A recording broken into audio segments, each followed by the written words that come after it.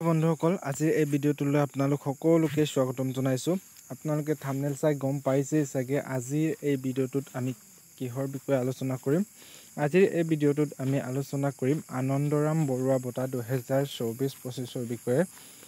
যিসকল ছাত্ৰ ছাত্ৰীয়ে 2024 বৰ্ষত মেট্ৰিকৰ পৰীক্ষা দিছে সিহঁতৰ কাৰণে আনন্দৰাম বৰুৱা বঁটা বিতৰণৰ বাবে অনলাইন আবেদনৰ প্ৰক্ৰিয়া অলৰেডি মুকলি হৈ গৈছে।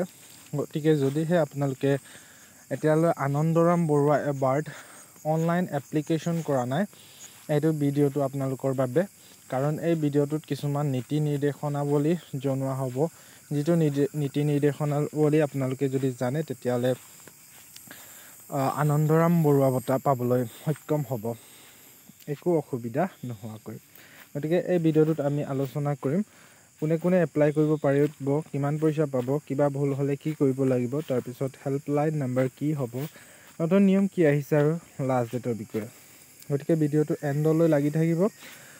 যদি চেনেলটোত নতুনকৈ আহিছে তেতিয়াহ'লে ছাবস্ক্ৰাইব কৰিবলৈ নাপাহৰিব আৰু বেল আইকনটো দবাই দিব।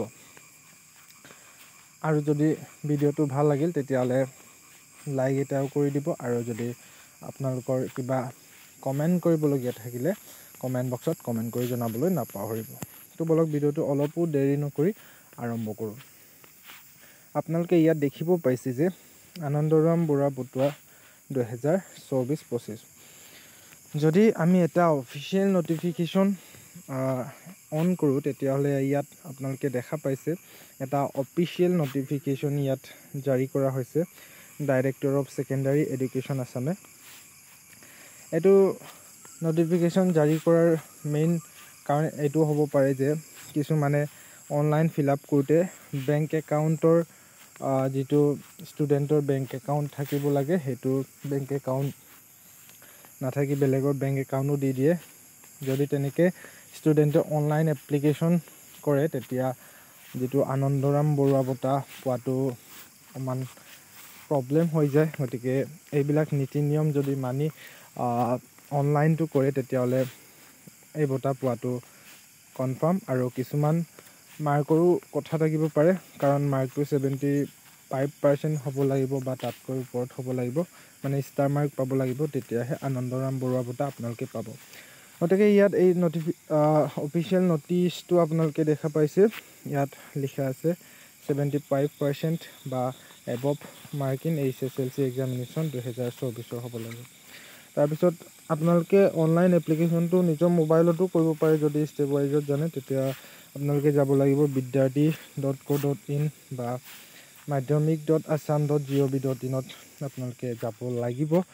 তাৰপিছত আপোনালোকে ইয়াত দেখা পাইছে 15 তাৰিখৰ পৰা 15/7/2024 পৰা আৰম্ভ হৈছে অনলাইন প্ৰক্ৰিয়া। তাৰপিছত 25 তাৰিখে সমাপ্ত হ'ব, মিড নাইট মাজৰাতি শেষ হ'ব 25/7/2024 তাৰিখে।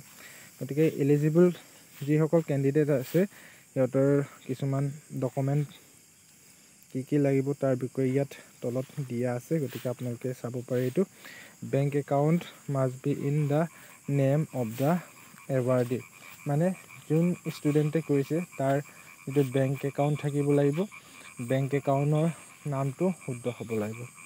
তাৰপিছত লিখা আছে name of the account holder should be exactly same as name in SEBA admit card. আপোনালোকে 10ৰ মাৰ্কশ্বিটৰ মতে নামটো লিখিব লাগিব। 10ৰ যদি মাৰ্কশ্বিটৰ মতে নামটো লিখে তেতিয়াহে আপোনালোকৰ যিটো পইচাটো সোমাব। যদি কিবা ভুল হয় তেতিয়া মানে পইচাটো সোমোৱাৰ চান্সটো কম থাকে। সেইকাৰণে সকলো ষ্টুডেণ্টে এপ্লাই কৰে, কিন্তু কিছুমান ষ্টুডেণ্টে নাপায়, মানে সেইটো মেইন ৰিজনটো হ'ব পাৰে। তাৰপিছত 3 নম্বৰ অপশ্যনটো দিয়া আছে the awarded should submit the correct IFSC code.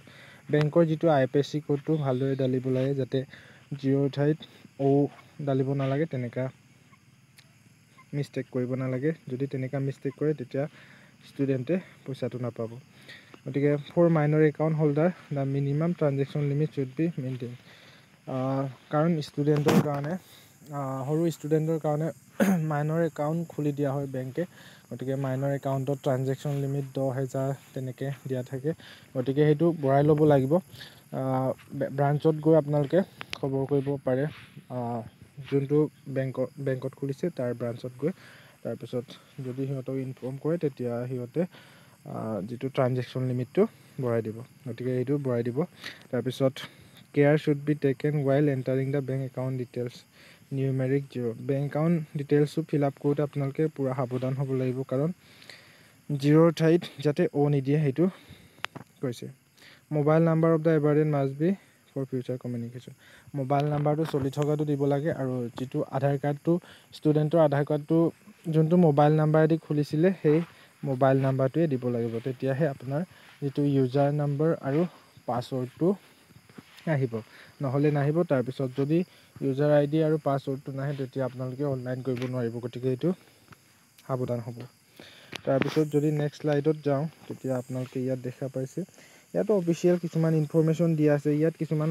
Important date আৰু হেল্প চেণ্টাৰৰ নাম্বাৰকেইটা দিয়া আছে ইয়াত আপোনালোকে পাই যাব ইয়াত যদি জুম কৰি চাওঁ ইয়াত government of Assam department of school education এটা এই নটিচটো জাৰি কৰিছে ইয়াত আচলতে কিছুমান ইম্পৰ্টেণ্ট ডেট আৰু কণ্টেক্ট নাম্বাৰ আছে ইয়াত আপোনালোকে দেখা পাইছে অনলাইন ৰেজিষ্ট্ৰেশ্যনৰ ডেটটো 15 তাৰিখে আৰম্ভ হৈছে তাৰপিছত 75% বা এবভ মাৰ্ক পাব লাগিব HSLCত 2024 তাৰপিছত লাষ্ট ডেট আপোনালোকে দেখা পাইছে 25/7/2024 তাৰিখ তাৰপিছত ইয়াত কিছুমান প্ৰচেছ দেখুৱাইছে ৰেজিষ্ট্ৰেশ্যনৰ প্ৰচেছটো এনেকুৱা হ'ব যিটো লগইন আই ডিটো পাবলৈ আপোনালোকে HSLC ৰোল নাম্বাৰ ৰেজিষ্ট্ৰেশ্যন নাম্বাৰটো এণ্টাৰ কৰিব লাগিব তাৰপিছত এপ্লিকেশ্যন ফৰ্মটো ফিল আপ কৰিব লাগিব তাৰপিছত বেংক ডিটেইলটো ফিল আপ কৰিব লাগিব আৰু অটো ভেৰিফিকেশ্যন হ'ব তাৰপিছত কিছুমান ডকুমেণ্ট আপলোড দিব লাগিব তাৰপিছত প্ৰিভিউ অপশ্যন আহি যাব তাৰপিছত ডিক্লেৰেশ্যন আৰু ছাবমিট যেতিয়া আপোনালোকে ছাবমিট কৰি দিয়ে তেতিয়া একনলেজমেণ্ট ৰিচিপ্টটো আহি যাব